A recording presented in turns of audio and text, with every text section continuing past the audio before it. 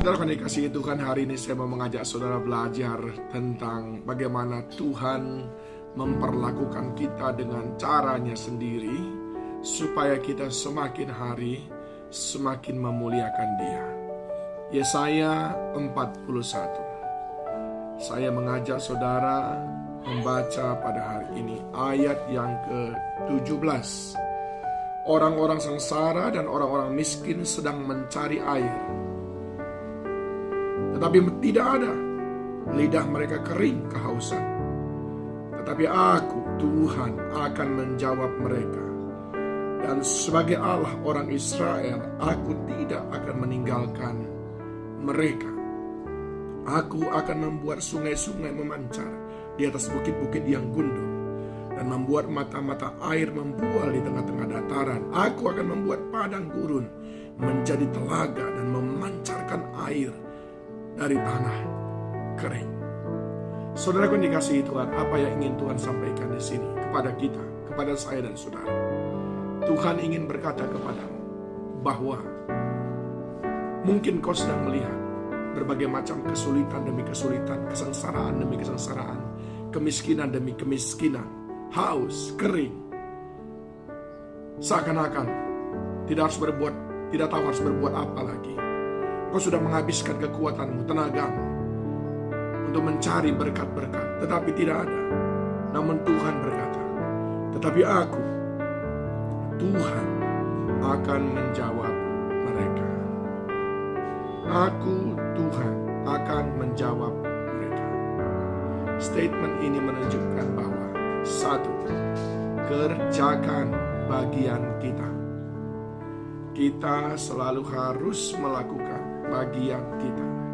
Dua, saat engkau mengerjakan bagianmu, yaitu bekerja keras, tidak mudah menyerah, maka Tuhan berkata, Dia akan mengerjakan bagiannya.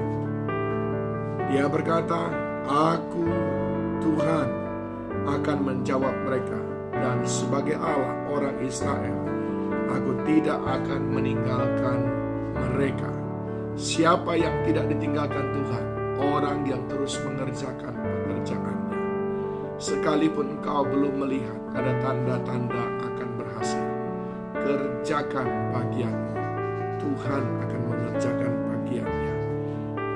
Apa yang Tuhan mau kerjakan? Ayat 18 dia berkata, aku akan membuat sungai-sungai memancar di atas bukit-bukit yang gundul, dan membuat mata-mata air membual di tengah dataran.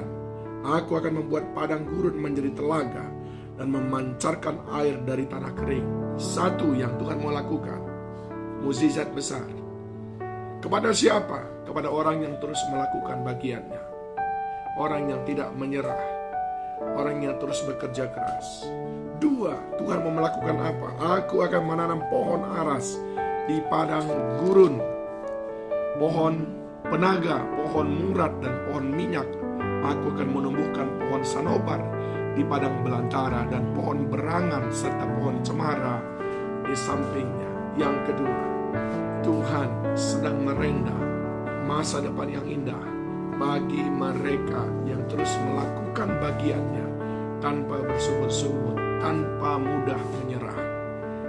Saudara, dalam situasi seperti sekarang, mudah sekali kita ingin menaikkan bendera putih dan menyerah. Tapi saya mau berkata, selama engkau tidak menyerah, Allah tidak menyerah dengan dirimu. Selama engkau bekerja, maka Tuhan pun akan bekerja atas hidupmu. Selama engkau berusaha dan melakukannya dalam nama Tuhan, maka selama itu pula harapkanlah mukjizat yang Dia lakukan bagimu. Dan selama engkau setia kepadanya, Dia terus merenda masa depan yang penuh pengharapan atas kehidupan. Dan bagian akhir bacaan kita ini, Dia berkata, supaya semua orang melihat dan mengetahui, memperhatikan dan memahami, melihat dan mengetahui, memperhatikan dan memahami bahwa tangan Tuhan yang membuat semuanya ini, dan yang Maha Kudus Allah Israel yang menciptakannya. Tuhan mau berkata kepadamu, kalau engkau nanti sudah aku berkati, kalau engkau sudah aku angkat dari kemiskinan itu, kalau engkau sudah aku angkat dari hal-hal yang membuatmu terpuruk menderita itu, ingatlah Tuhan yang membuat semua itu. Kemuliaan hanya bagi nama Tuhan. Persembahkanlah itu semuanya untuk Tuhan. Jangan seolah-olah itu hasil kerja keras ataupun usaha. Semakin banyak yang Tuhan berikan dalam hidup kita, semakin menghamba kita kepadanya. Itulah yang Tuhan kehendaki. Sebagaimana Yohanes berkata, biarlah dia semakin besar dan aku semakin kecil. Jangan khawatir, lakukan bagianmu. Tuhan melakukan bagiannya.